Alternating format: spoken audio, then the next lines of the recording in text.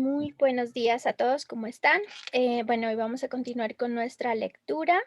Entonces, nuestro invitado de hoy es Irving. Hola Irving, ¿cómo estás?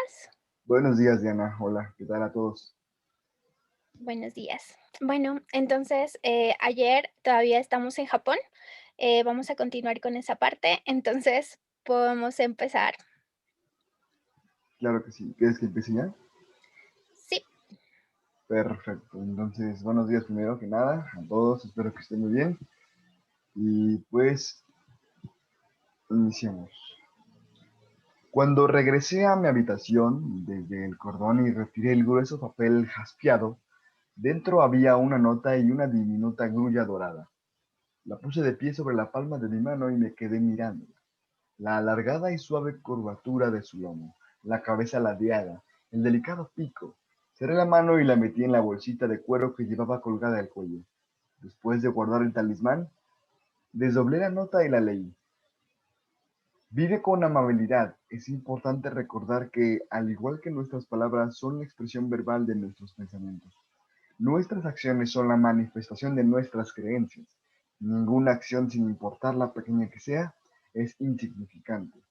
La forma en que tratamos a una sola persona define cómo tratamos a todo el mundo, incluidos nosotros mismos.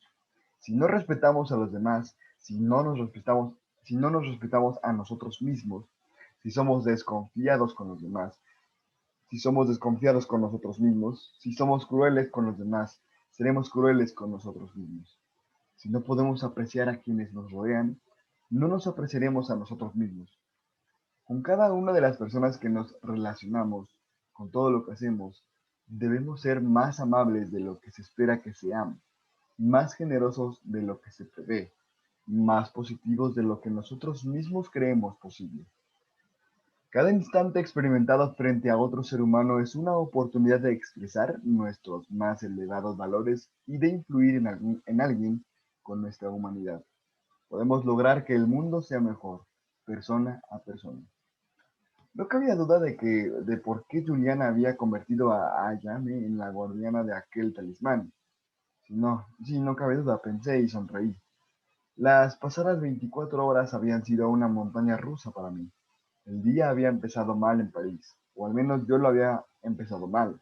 Lloriqueando, enfurruñado, malhumorado, había seguido de ese ánimo hasta llegar a Osaka y durante todo el viaje en tren hasta Kioto.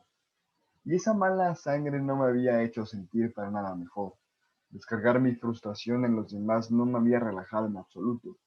En cambio, la amabilidad de los demás me había ayudado. Su honradez y bondad me habían tranquilizado. Y, en cierto modo, eso también me había hecho sentir mejor conmigo mismo. Julián había escrito unas palabras muy sabias, pero Ayame, ella hacía realidad aquellas palabras. Capítulo 6. El itinerario que Julián me había enviado no cubría todo el viaje. No me daba ninguna indicación sobre cuándo acabaría mi periplo, perdón. Se limitaba a indicar el nombre de las dos destinaciones siguientes. Al mirar las fechas, inspiré hondo. No parecía que Julián hubiera buscado el itinerario más rápido para pasar de un guardián al otro. No te preocupes, dijo Ayame con amabilidad. Ir demasiado deprisa en un viaje como este no sería bueno para tu salud. Necesitas dormir un poco, hacer algo de ejercicio en los lugares a los que vas. Estoy segura de que Julián ha planeado un recorrido como este pensando en tus necesidades y no en las suyas. Una vez más, Ayame me hacía ver las cosas de otro modo. Se movía por el mundo con una amabilidad desmedida. Era su forma de reaccionar y esperaba que los demás reaccionaran igual, ante todos y ante todo. Y seguramente tenía razón. Juliana estaba pensando en mí, pero yo no pensaba en él. Estaba impaciente por regresar para ocuparme de mis asuntos. No me preocupaba ni el motivo por el que Julián necesitaba los talismanes, ni la urgencia con que los necesitaba. Si él creía que podía esperar el tiempo requerido para ese itinerario, yo no pensaba impacientemente. Al día siguiente, Ayame me llevó al santuario de Kiyomizu y al templo de Ryoanji. Por la noche paseamos por el barrio de Gion. en cuyas calles todavía puede verse a las geishas de camino a sus compromisos. En el momento en que me tumbé en el futón aquella noche, sentí una profunda gratitud hacia Julián y su itinerario. Por la mañana viajaría hacia Oxcutzcap, en México, para encontrarme con un tipo llamado Chava Ucán. Había estado una vez en México, en Acapulco, con Anisha, pero nunca había estado en Mérida, que era mi destino en ese momento, ni en ningún otro lugar de la península de Yucatán. Ya me ocurrió que en México haría bastante calor en esa época del año. ¿Ves? Dijo Aime. Es la mañana siguiente, dijo Ayame en la mañana siguiente, mientras me estrechaba la mano en el aeropuerto de Itami, en Osaka. No llevo espada. Nos despedimos con una reverencia cuando Ayame se enderezó. Una mirada de preocupación le mudó en el rostro. Jonathan, por favor, intenta recordar la nota de Julián. La forma en que te relacionas con los demás es el reflejo de cómo te relacionas contigo mismo. Eres un hombre bueno, pero creo que no siempre te tratas bien a ti mismo. La esposa de Chava Ocán, Sikina, me dijo que me dejaría descansar tanto como quisiera. Yo creí que no dormiría mucho, pero al final abrí los ojos bajo el sol mexicano, que se colaba por la ventana de la habitación y la bañaba con su resplandor. Sentí un calor tan intenso en el pecho que me di cuenta de que la mañana había acabado hace tiempo. Durante los 2 días había pasado con Ayame. No le había contado muchos detalles sobre mi vida, aunque ella parecía haber intuido con gran cantidad de cosas. En ese instante, tendido en la cama, en la casa de Chava, con el calor que ascendía desde el suelo de terracota e irradiaba en las paredes, me puse a pensar en la forma en que había tratado a los demás a lo largo de mi vida. No me enorgullecía de mi estallido de furia en el aeropuerto de Osaka, ni de las veces que había sido poco paciente con algún empleado del banco o con algún dependiente del supermercado. Además, estaban en un momento de impaciencia con Adam, y mis contestaciones áridas a Anisha. Estas eran mucho más frecuentes que mi falta de civismo con desconocidos. ¿Por qué será que nos permitimos tan a menudo tratar a la familia de una forma en que no trataríamos a los amigos o incluso a los desconocidos? Seguramente porque suponemos que no nos perdonarán, pero eso no es excusa. Empezaba a pensar en hacer cambios en la forma en que trataba a todas las personas de mi vida, aunque había algunos errores que ya no podría enmendar, como la forma en que había tratado a Juan.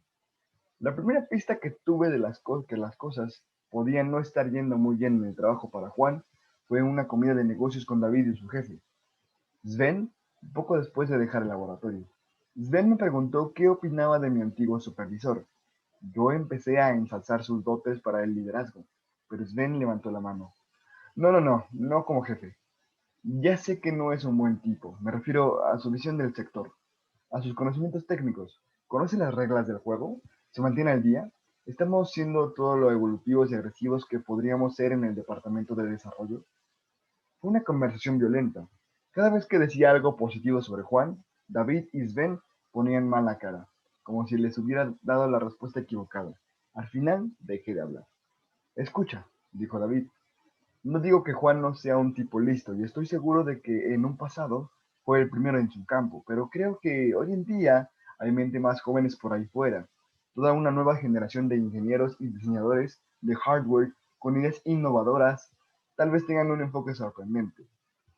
Si mentes más jóvenes, claro, empecé a pensar que lo que quería decir David en realidad era mentes más baratas. David siempre buscaba la forma de presentar la verdad de la forma menos cruda. Cuando la camarera vino para recoger la mesa, mi plato seguía intacto y yo me sentía mareado. Sabía que Juan era el ingeniero más brillante e innovador de cuantos había conocido. Es más, era un genio a la hora de conseguir que su equipo adoptara nuevos enfoques, a la hora de ser creativo tanto en la resolución de problemas como en los avances tecnológicos. Pero Sven y David no tenían en cuenta nada de eso. Por lo visto, ya habían decidido que en cualquier opinión mía, contraria a la suya, iba en detrimento del aprecio que me tenían. Estaba claro que para asegurar mi presencia en la empresa, tendría que dejar de proteger a Juan. En ese instante, a miles de kilómetros de distancia de mi despacho, entendí que en un momento de la comida tomé la cobarde decisión que acabó teniendo la consecuencia más funesta para ambos. Me había despertado en México pensando en aquella escena de la comida.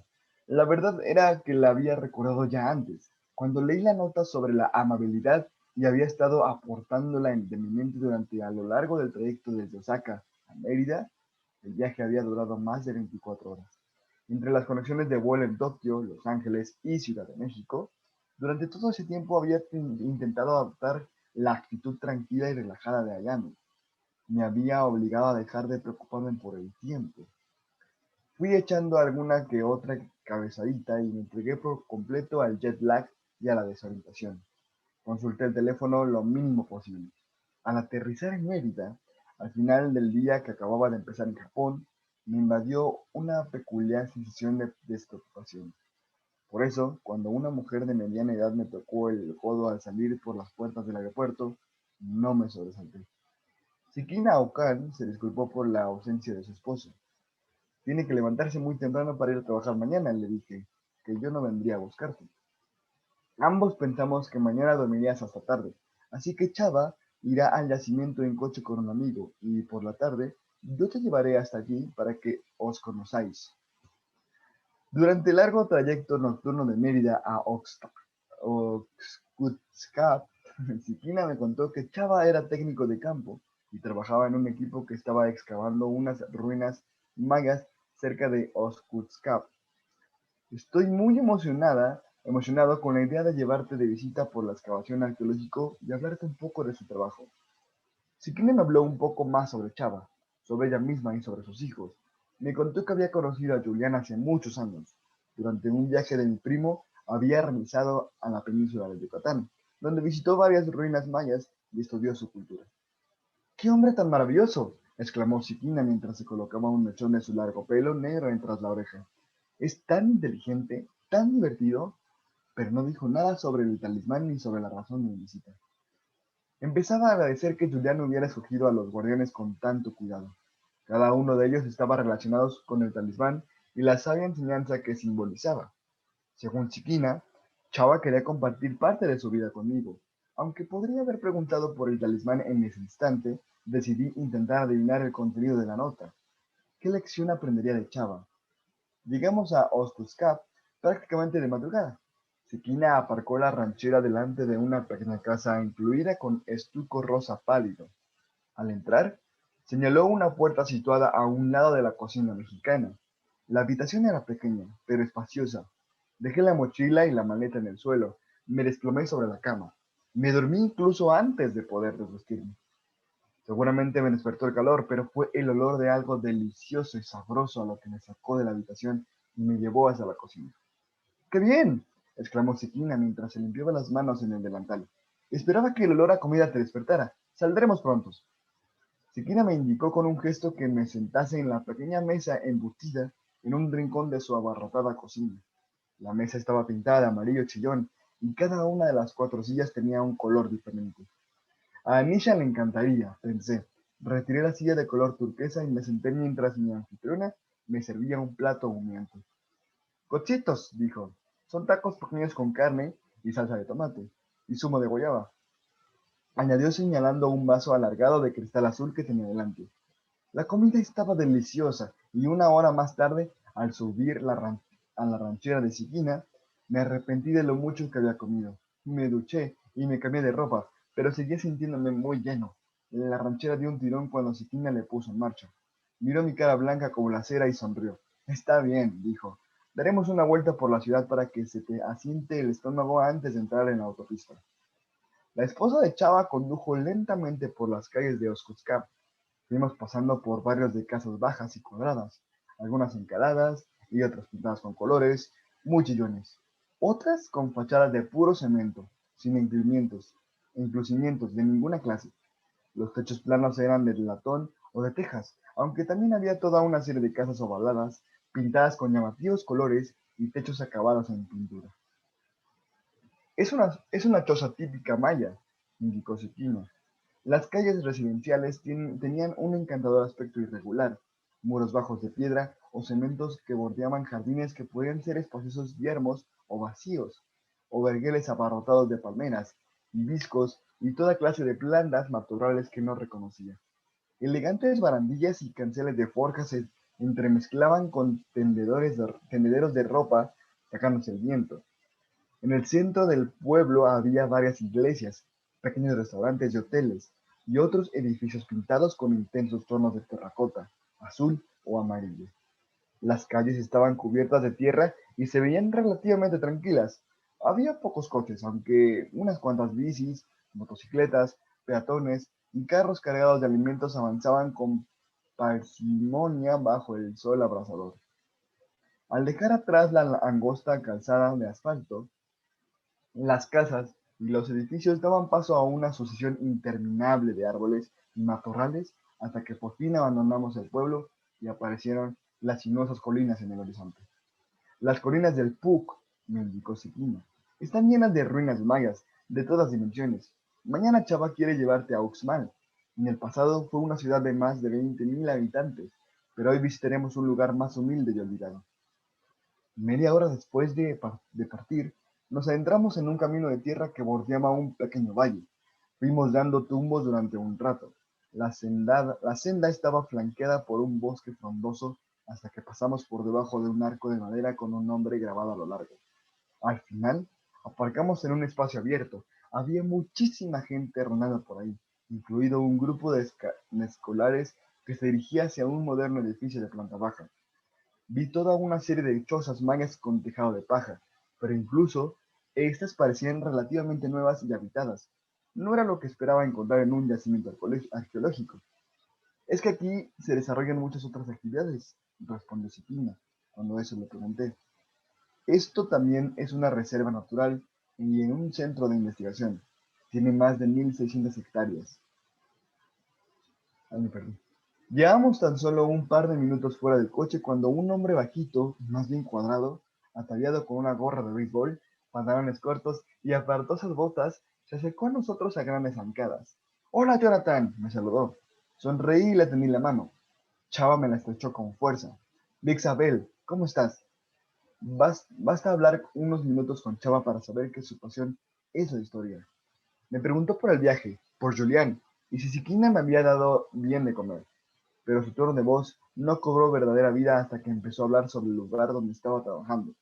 Su esposa se quedó en uno de los despachos, visitando a unos amigos que trabajaban en la reserva natural, mientras Chava me conducía más allá del lugar donde habíamos parcado y a través de aquella ladera boscosa, me explicó en qué se centraba la excavación de ese yacimiento.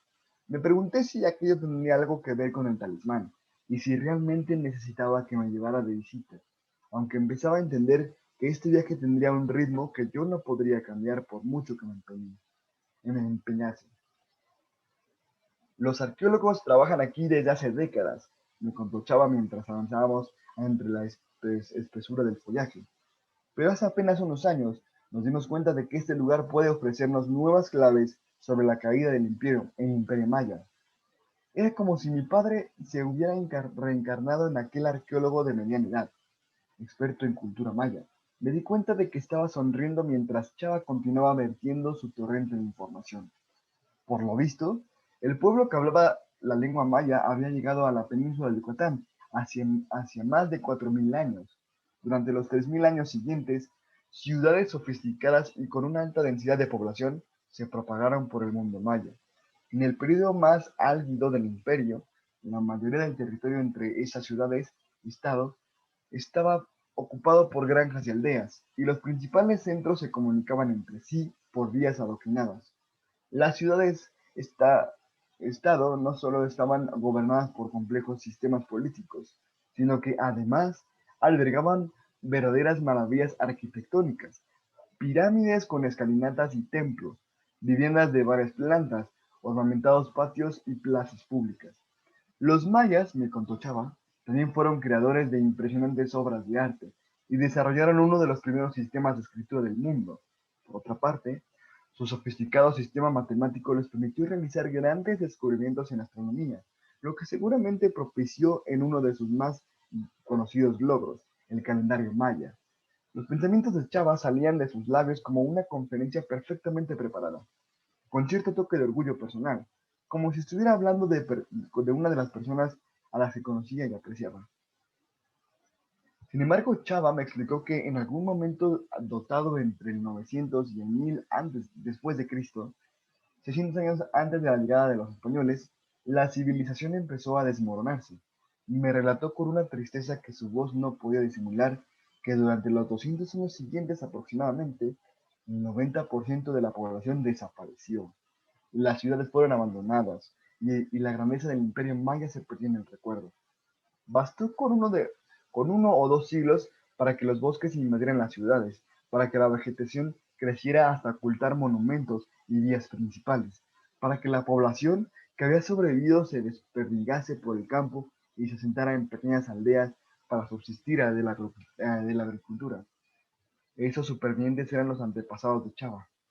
Mientras hablaba, fue conduciéndome por el bosque, salvando las raíces de los árboles y las piedras de las ruinas.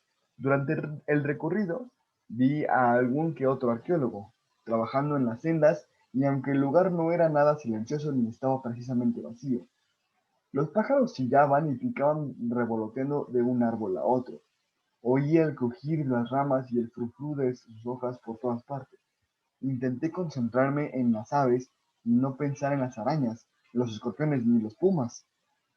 Chava iba deteniéndose y me señalaba formaciones rocosas que apenas se distinguían entre la vegetación, o yacimientos que acababan de excavar. Me hizo rodear una pequeña pirámide.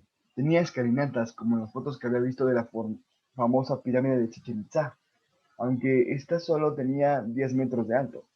Entonces llegamos a lo que parecían las ruinas de unos edificios construidos a ambos lados de una vasta explanada de piedra elevada.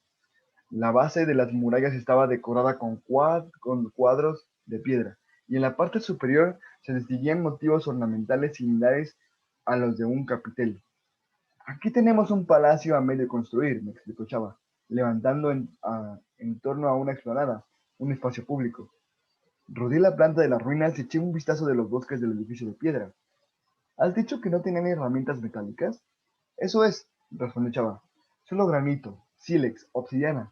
En esta zona no hay materia prima de la que extraer metal. Pasé la mano por las piedras. Increíble. Descansemos un poco, preguntó Chava. Avanzó hacia el borde de la explanada de piedra y se sentó. Sacó una botella de agua de la mochila que llevaba y me la tendió. Me acerqué y la acepté con agradecimiento. Los árboles daban sombra, pero el calor ascendía desde el manto del bosque y caía desde las copas de los árboles. Tenía la camisa pegada a la espalda y los pantalones pegados a las piernas. ¿Sabes? Esto es lo que adoro de ese trabajo, me dijo Chava. Los misterios. Sabemos que algunas de las ciudades abandonadas eran sencillamente pueblos nómadas, aunque la población no se trasladaba, desaparecía. Ni siquiera las poblaciones que sobrevivieron se quedaban en las grandes ciudades. Chava prosiguió con la explicación y me contó que los edificios que analizaban los esqueletos mayas habían determinado gracias al estudio de los huesos, incluso de la realeza, que la comida escaseaba en el último periodo de la civilización. Esto podría haber sido consecuencia de la caza excesiva. Otra posibilidad apuntaba hacia una epidemia provocada por alguna plaga o algún otro desastre agrícola, tal vez causa la deforestación. Sin embargo, el origen más probable de la escasez de alimentos era la sequía continuada. ¿Irving? Listo. ¿Sí? Sí, ¿Todo muchísimas bien? gracias. Sí, estuvo excelente. Muchísimas gracias. No, ¿de qué? ¿Qué te pareció la lectura? Me encantó, aparte de que habla sobre mi país y mi cultura favorita, que es la maya. Con un dato curioso, cambian todo el bosque por selva y un gran calor en Mérida. Me Súper. encanta, me encanta, me encanta que los personajes siempre dan esa tranquilidad. Jonathan es el que es curioso y el que le encanta pensar sobre las personas, ¿no? Y que detalla las cosas tan bien hechas que dices, te mete al mundo, Maya, te mete al mundo donde está, en el país, en la ciudad. Y no obstante, el agente o el guardián del talismán siempre te transfiere una tranquilidad inmensa y eso es lo que me gusta de la lectura. Sí, es súper, sí, es muy chévere. A mí también siento lo mismo, siento que tranquilidad cuando lo leo y también siento como el enfoque a donde nos quieren llevar. Por ejemplo, de la primera parte que leíste, dice una vez más, Ayame. me hacía ver las cosas de otro modo. Me gustó esa parte porque a veces nos cerramos en ver las cosas a nuestra manera y esa manera a veces no, la percepción que tenemos de las cosas como las vemos, tal vez no es la correcta. O sea, bueno, no se trata de que sea correcta o no, sino que a veces, digamos, es una forma negativa de ver las cosas y eso nos hace sentir en cierta forma como estresados, preocupados y podrían ser las cosas de una forma diferente, ¿sí? Por ejemplo, en Ujú, ese momento él decía, tal vez Julián estaba pensando en ti y no en él. Entonces él mm, miró diferente y eso nos hace sentir como tal vez más tranquilos. Entonces, como ver una forma, una percepción diferente a las cosas, una buena percepción, no, ujú. pues no perdemos nada con intentar ver la percepción, digamos, positiva de algo o buscarla si no la encontramos. Hay otra parte que también me gustó de lo que leíste, que dice, la forma en que te relacionas con los demás es el reflejo de cómo te relacionas contigo mismo. Eres un hombre bueno, pero creo que no siempre te tratas bien a ti mismo.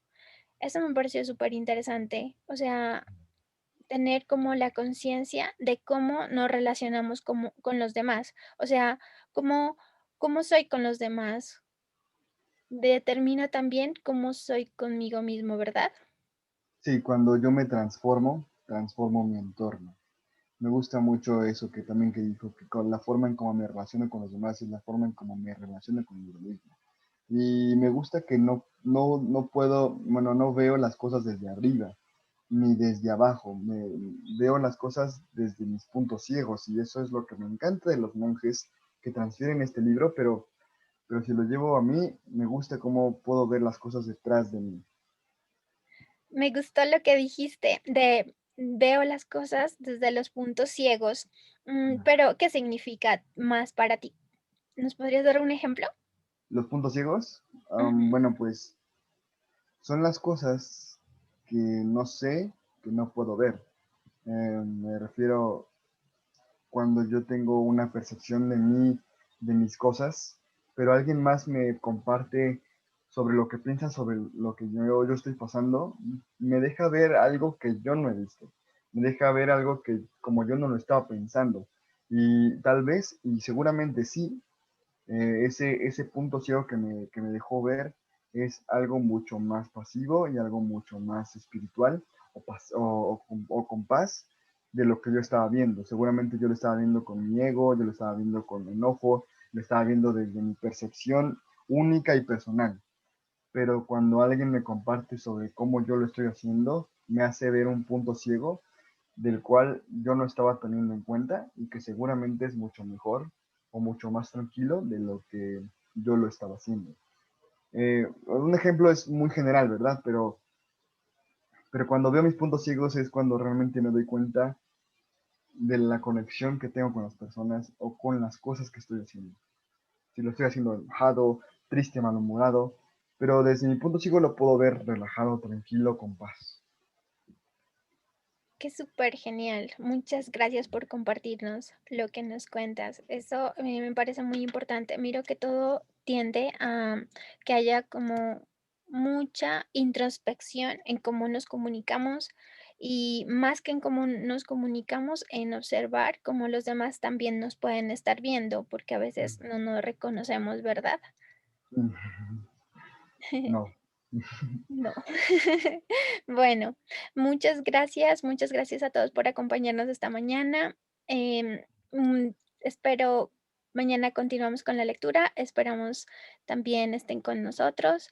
Muchas gracias a Carolina, a Germán, a Mario, a Rocío, a Sandra, a Hola Tati. Sandra, hola Rocío. Bueno, entonces mañana continuamos con la lectura. Un abrazo a todos. Espero tengan un excelente día. Rocío, ¿nos quieres compartir algo? No, no, no, estaba abriendo para despedirme. Vale, muchísimas gracias. Entonces, hasta mañana. Espero tengan un excelente día. Bye Muchas Mario, gracias. bye Ok, Germán, feliz día para todos, gracias. bye Feliz Rocío, un día. abrazo. Chao. Gracias.